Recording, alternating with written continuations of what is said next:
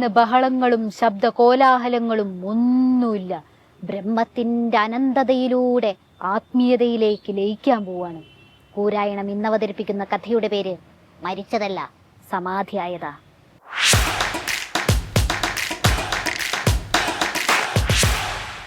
ധ്യാനമാണ് സർവശരാചരങ്ങളെയും മനസ്സിലേക്ക് ആവാഹിച്ച് ബ്രഹ്മത്തിൽ ലയിക്കാനുള്ള ധ്യാനം. മനസ്സിൽ നെയ്യാറ്റിൻകര ഗോപൻ സ്വാമി മാത്രം, നെയ്യാറ്റിൻകര ഗോപൻ സ്വാമിയുടെ മക്കൾ മാത്രം സമാധിയായി ഇരിക്കാനുള്ളതിന്റെ ക്വാളിഫിക്കേഷൻസ് സ്റ്റെപ്പ് ബൈ സ്റ്റെപ്പായിട്ട് അവർ പറഞ്ഞുതരും. ഇനി ആരും എന്നെ ശല്യം ചെയ്യരുത്, എല്ലാവരും ഏകാഗ്രമായിട്ടിരിക്കുക.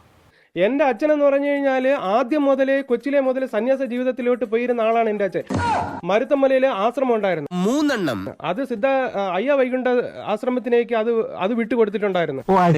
അത് എല്ലാ ആറാൽമൂടി ചോദിച്ചു കഴിഞ്ഞാൽ അച്ഛന്റെ പഴയ യൂണിയനിലുള്ള ആൾക്കാരോട് ചോദിച്ചു കഴിഞ്ഞാൽ എല്ലാം അത് വ്യക്തമായിട്ട് പറഞ്ഞു തരും. കൊച്ചിലെ മുതലേ സ്വാമിയായൊരു മനുഷ്യൻ ജനിച്ചു വീഴുന്നു, അപ്പൊ തന്നെ സ്വാമിയാവുന്നു.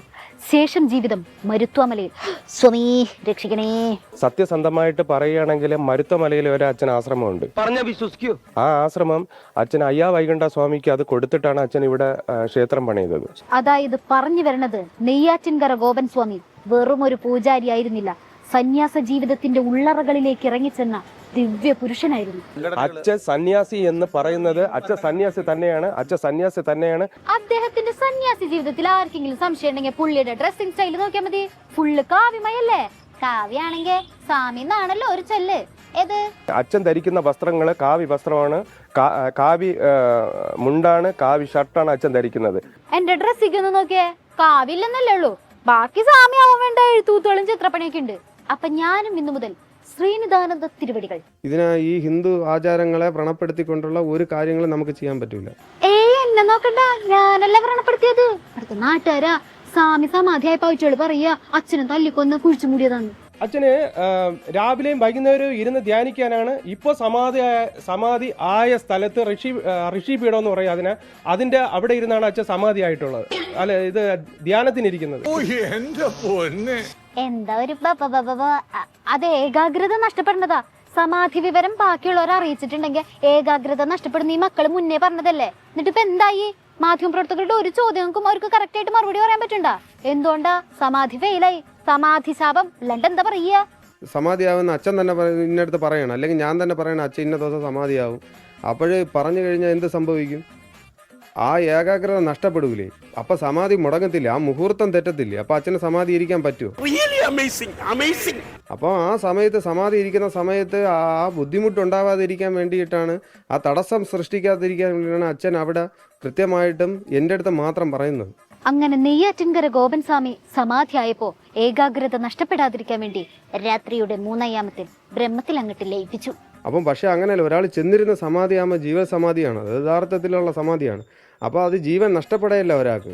എന്തൊക്കെയാണ് ഈ കൊച്ചു കേരളത്തിൽ സംഭവിക്കുന്ന? ഒരു തന്റെ ജീവനെ ആ അമൃതകലയിൽ ഒളിപ്പിക്കുകയാണ്. ആ അമൃതകലയിൽ ശിവനിൽ ലയിപ്പിക്കുന്ന സമയമാണ്. എന്റെ ശിവനെ, അത് ഒരുപാട് യോഗശാസ്ത്രങ്ങൾ എടുത്താൽ കഴിഞ്ഞ് കൃത്യമായിട്ട് അത് കാണാൻ പറ്റും.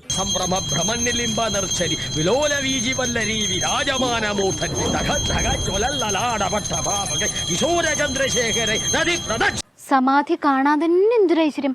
പക്ഷെ നാട്ടുകാർക്ക് ഇതൊന്നും വേണ്ടത്ര ദഹിക്കണില്ല. എന്താ കാര്യം? സമാധിയെ പരിചയമില്ല, അത് തന്നെ കാര്യം. അതെ, സത്യം പറയണമെങ്കിൽ ഈ ദൈവിക ഇല്ലാത്തവരോട് ദൈവികത്തെ പറ്റി പറഞ്ഞ് അവർ തലച്ചോറ് കയറൂല. സമാധി എന്താണെന്ന് സമാധി ഫാമിലി തന്നെ കൃത്യമായിട്ട് ക്ലാസ് എടുത്തരും. അച്ഛന് ഭയങ്കര ധ്യാനമാണ്, അവിടെ ഇരുന്നാണ് ധ്യാനിക്കുന്നത്. സമയമായപ്പോൾ എൻ്റെ അടുത്ത് ഒരു 10:30 ആകുമ്പോൾ ചെന്നിരുന്ന മക്കളെ ഞാൻ സമാധിയാവുകയാണ്, എൻ്റെ ചടങ്ങുകൾ ഇന്ന രീതിയിൽ ചെയ്യണം.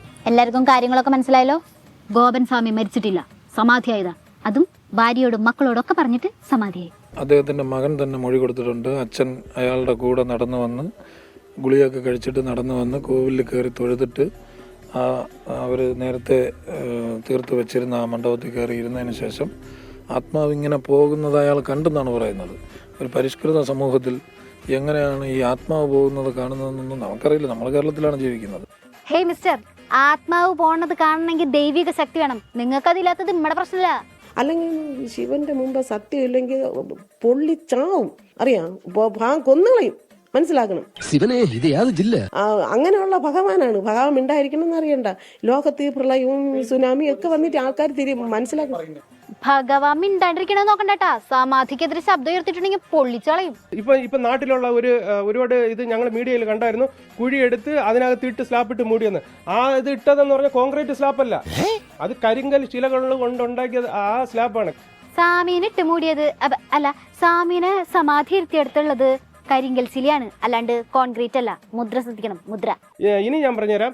എന്റെ അച്ഛൻ സമാധി അച്ഛൻ പണ്ടേ പറഞ്ഞിട്ടുണ്ട്, മക്കളെ ഞങ്ങൾക്ക് ഇത്രയും ശത്രുക്കൾ കാരണം എന്തോ കാര്യമായിട്ട് പറയണുണ്ട്. ഞാൻ സമാധി ആവുന്ന സമയത്ത് നിങ്ങൾ ആരെയും അറിയിക്കേണ്ട ഒരു കാര്യമില്ല. എൻ്റെ കർമ്മങ്ങൾ നിങ്ങൾ രണ്ടുപേര് ചെയ്താൽ മതി. എൻ്റെ കർമ്മങ്ങൾ ചെയ്തതിന് ശേഷം മാത്രം നിങ്ങൾ എന്താ പറയാ ആരെ വിളിച്ചോ കാണിക്കാൻ പറഞ്ഞു, ആരോ വിളിച്ച് കാണിക്കാൻ പറഞ്ഞു.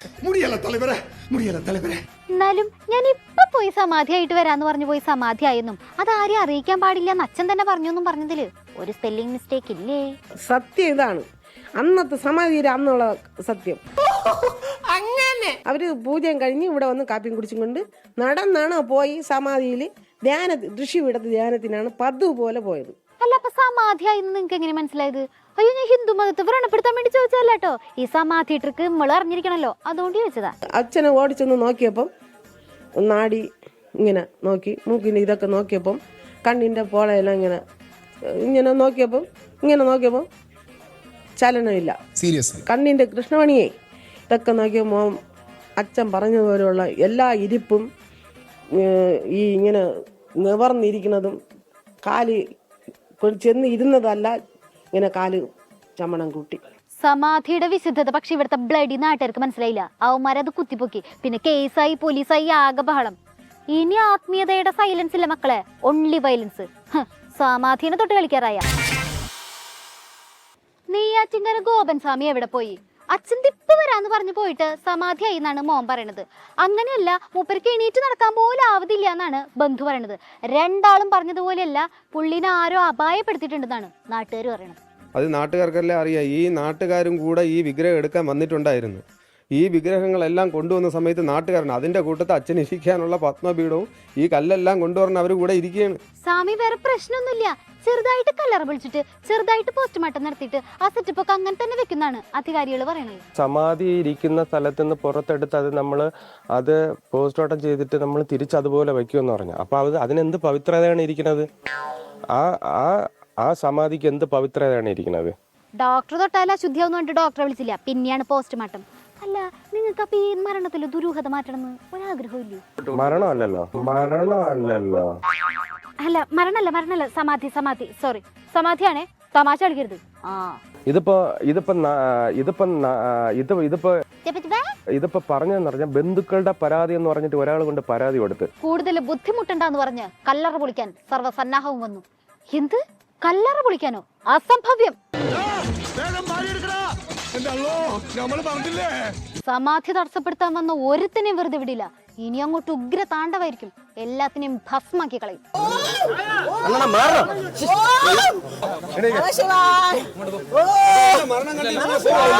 മാൻ മിസ്സിംഗ് ആർക്കാര് എന്റെ അപ്പൂപ്പൻ ഇതുവരെ സമാധിയായതാണ്. ഇപ്പൊ ഒരു കംപ്ലൈന്റ് കൊടുത്താലും ഞാൻ അടിച്ചു കൊട്ടി തൂക്കി സമാധി ഇരിച്ചെന്ന് പറഞ്ഞാല് ഇതുവരെ മാൻ മിസ്സിംഗ് കംപ്ലൈന്റ് കൊടുത്തിട്ട് പൊളിക്കാൻ വരും അവര്.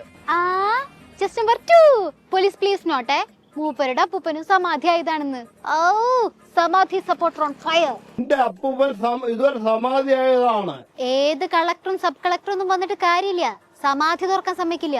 അങ്ങനെ അതീന്ദ്രിയ ജ്ഞാനത്തിന്റെ കഴിവ് കൊണ്ട് സമാധി ടീം അധികാരികളെ ഓടിച്ചു. അപ്പൊ ആ ഉയരിൽ ഇരിക്കുന്നത് ശിവനാണ്.